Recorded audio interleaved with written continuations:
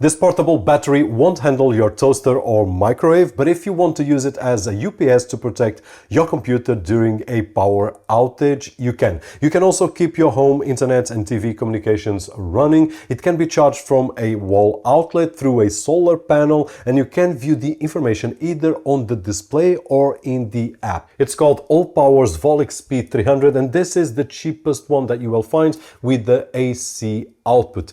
But let's find out if this is the one that you need. Inside the package you will get the battery well protected, a manual and a charging cable. On the front you will find the AC outlet, 3 USB ports, one of them up to 140 watts, a 12-volt cigarette lighter output, and buttons to turn on AC and DC. On the display you can see the incoming power on the left, outgoing power on the right, the battery percentage in the center, and the estimated remaining runtime. At the top there are indicators showing what is on and what is off. We can also use the app where you will see information about the battery charge and remaining time, the power input and output, and you can turn AC and DC on or off. You can choose the charging mode. Eco mode goes up to 100 watts, the normal mode will go up to 200 watts, and fast mode up to 300 watts. We can also choose Eco mode, which is a auto shutdown, and it will turn off the unit after up to 6 hours of no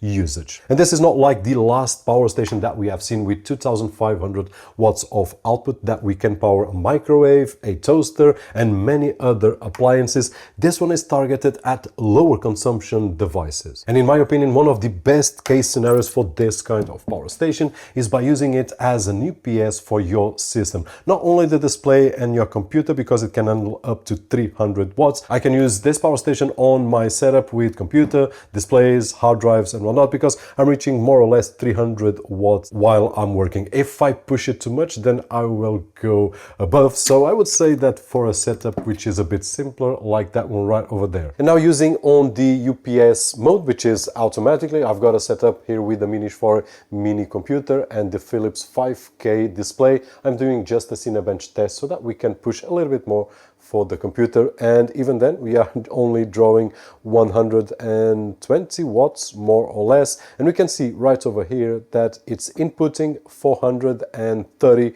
more or less, which means that it's bypassing this value here, 130 more or less, and it's charging the battery with 300 watts, which is the maximum that the battery absorbs in the fast mode, which is what it is right now. And we can see 400 and something right over here. We can also see UPS light activated here, which means that theoretically, if I remove this plug, what happens is that it will, at least I didn't see anything on the display, the computer is still working fine. So yeah, the UPS function is working well. The light disappeared. Now let's connect it once again and see what we will get. So the UPS light came on right now. We've got input of 5 watts, and it took a few seconds to reach about 20 watts or so, and then it went to 420 more or less. So I guess that it was synchronizing with something. But in terms of the UPS test, this is it. What I did was to connect an extension here,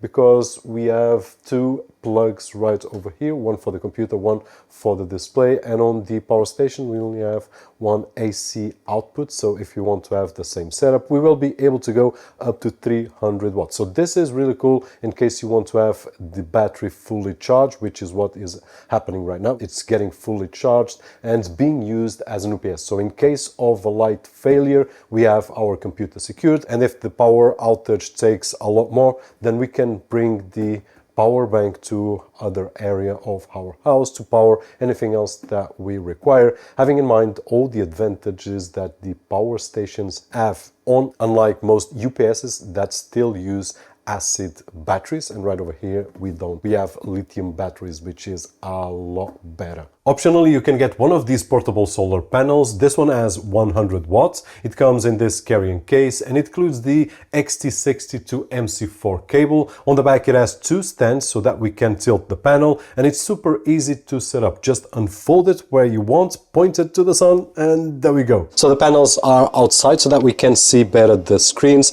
I've got the app here, 85% of battery charge and 70 5 watts at this moment, charging from the solar panels connected via the XT60 cable. And if we take a look at the battery, 75 watts input. Now these are 100 watt panels. The maximum that I've observed so far was roughly 75 to 82, more or less, and it's about 4 o'clock in the afternoon, clear sky, but I'm not reaching more. So probably the range, or the maximum range, will be between the 70 somethings, 80 somethings. I will test to see if I can get more. I've been playing around from one side to the other and with the inclination, but so far 80 something was the maximum that I could get. And at this moment still with a stable 75 watts, and if I press the power button here to see if it refreshes, but 75, it did decrease a little bit when I did turn it around to the other side where the sun was. So I believe that I'm on the best position possible at this moment of the day, which is afternoon,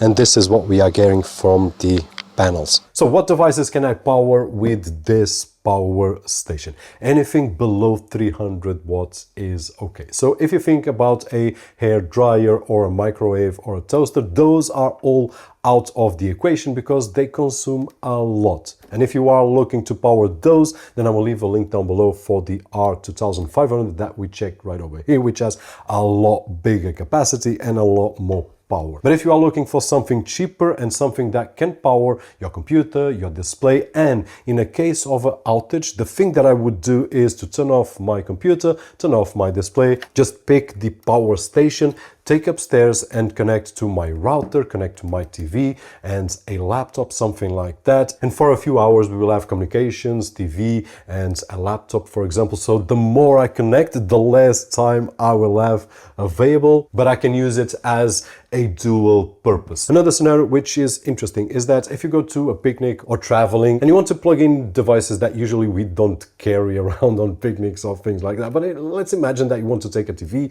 want to take your laptop, your router, something like that, you want to plug it in, then this is also something that we can use. There are several ways that we can use a small power station as this one.